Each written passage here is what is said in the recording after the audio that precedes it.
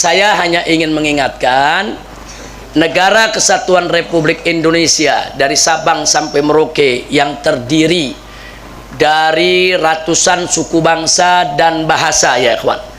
Jadi selama sekian dekade, selama sekian lama, bahkan dari sebelum kita merdeka, kita ini bangsa Indonesia sudah disatukan dengan akidah, disatukan dengan tauhid, disatukan dengan Islam, sehingga begitu diproklamasikan negara kesatuan Republik Indonesia yang berisi aneka ragam suku, bahasa, budaya, kita semua nerima, ya ikhwan. Nah, karena ini patut kita syukuri. Negara Indonesia ada ratusan suku dan bahasa, budaya, kita bisa bersatu, ya ikhwan. Padahal di negeri lain dua suku saja sulit disatukan, dua budaya saja sulit disatukan, ya ikhwan. Nah, kenapa kita bisa bersatu sedemikian rupa di negeri yang begitu luas ini, luar biasa? Jawabnya, yang menyatukan kita adalah Islam. Karena Islam mengajarkan kita kepada umatnya, kita nggak boleh berpecah belah. Kita mesti jaga persatuan kesatuan. Nah, karena itu selamatnya negara Indonesia sampai saat ini tetap menjadi negara kesatuan dan persatuan adalah karena kita umat Islam masih bersatu. Alhamdulillah. Nah, saya minta tolong persatuan kesatuan ini kita jaga dan kita tingkatkan. Saya ingat lebih dari 10 tahun yang lalu, ya ikhwan, saya dengan Kiai Haji Ahmad Sobri Lubis diundang oleh seorang mantan kepala BIN kita, pimpinan BIN, dulu namanya Bakin, dulu namanya Badan Koordinator Intelijen Negara, kemudian dirubah menjadi BIN. Dulu, saudara, di zaman-zaman Pak Habibie, beliau ini pernah memimpin BIN, seorang jenderal namanya Z.A. Maulani, rahimahullahu rahmatan wasi'ah.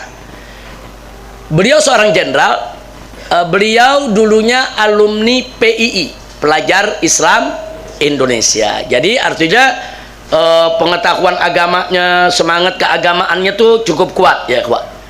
Nah, 10 tahun yang lalu lebih, sebelum beliau meninggal dunia, saya lupa tahunnya, ya kawan, beliau mengundang saya, Kiai Haji Ahmad Sobri Lubis, dan beberapa tokoh ke rumahnya, kita ngobrol. Beliau menyampaikan suatu amanat penting, bahkan kadang-kadang beliau sampaikan secara perorangan, kadang-kadang beliau sampaikan di forum-forum terbatas. Di mana yang beliau sampaikan, karena beliau mantan pimpinan Badan Intelijen Indonesia, saudara, beliau jadi tahu politik global. Di antara yang beliau sampaikan kepada kami, para habaib, para kiai, tolong waspada, kata beliau ini, bahwa kami menemukan dokumen, ada bocoran dokumen intelijen internasional yang valid dan bisa dipertanggungjawabkan, bahwa Indonesia ini di kemudian hari akan dipecah menjadi beberapa negara. Bisa menjadi 5 negara, bisa menjadi 7 negara, bisa menjadi 9 negara.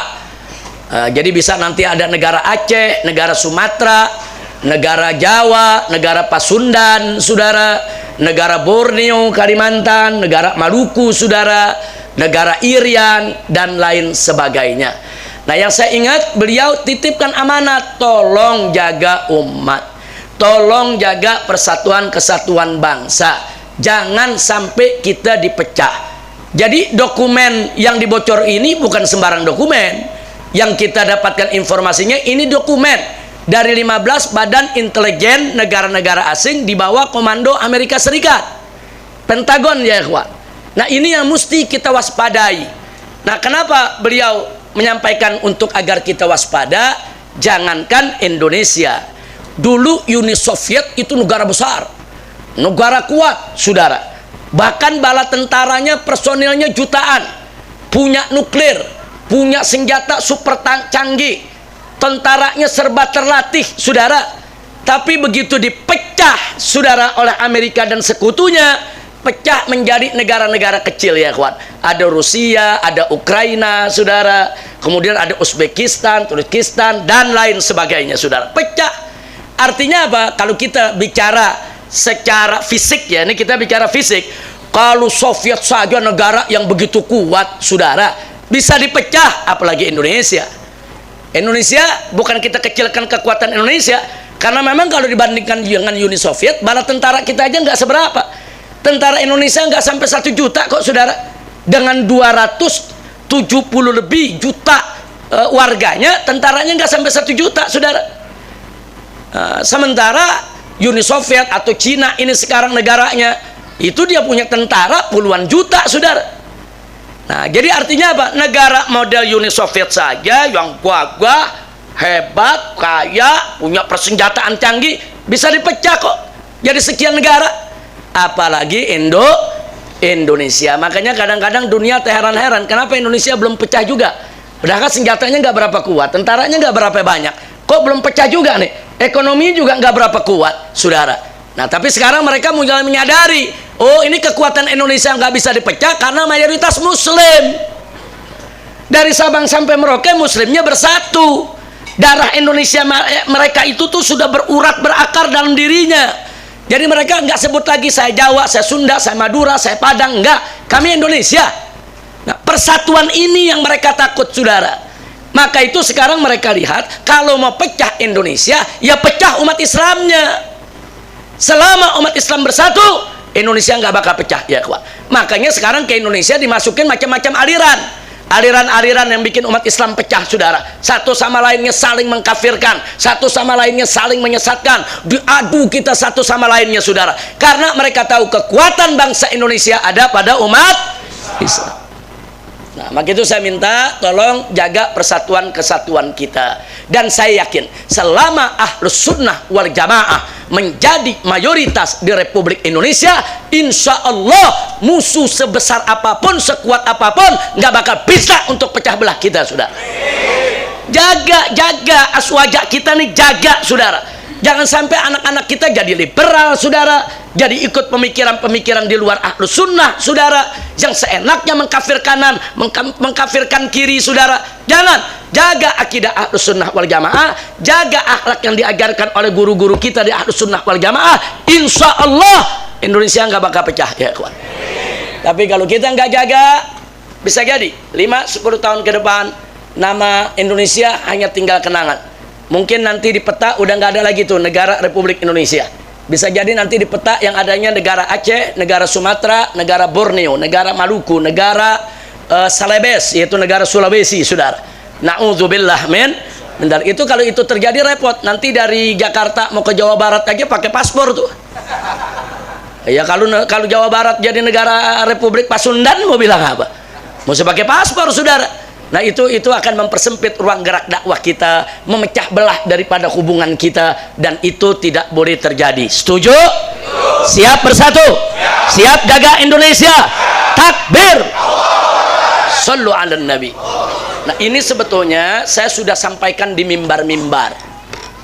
Puluhan mimbar saya sampaikan, ya kawan. Nah, informasi yang saya dapat dari almarhum Bapak Z.A. Maulani.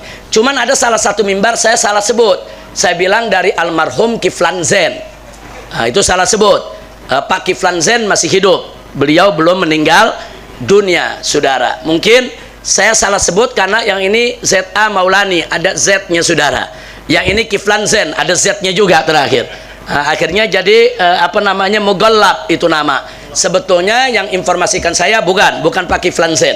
Dan Pak Kiflan Zain belum almarhum, masih hidup sampai saat ini. Alhamdulillah, beliau ahli kalau mengurai dalam urusan soal gerakan kebangkitan PKI. Nah, kalau mau tahu gerakan kebangkitan PKI, tanyakan Pak Kiflan Zain. Itu pakarnya, ahlinya, saudara. Tapi yang saya dapat sumber bukan dari beliau. Saya dapat sumber dari mantan pimpinan intelijen Indonesia, yaitu Bapak Z.A. Maulani. Kalau yang mengikuti perkembangan, nah tahu itu, ya Evan, Pak Z.A. Maulani. Nah, jadi saya pegang terus, beliau punya amanat itu, kita sangat berhati-hati dan nggak boleh Indonesia dipecah. Saya mau tanya sekali lagi, mau Indonesia dipecah? Mau Indonesia dipecah? Nah, kita wajib jaga Indonesia tidak boleh dipecah. Insya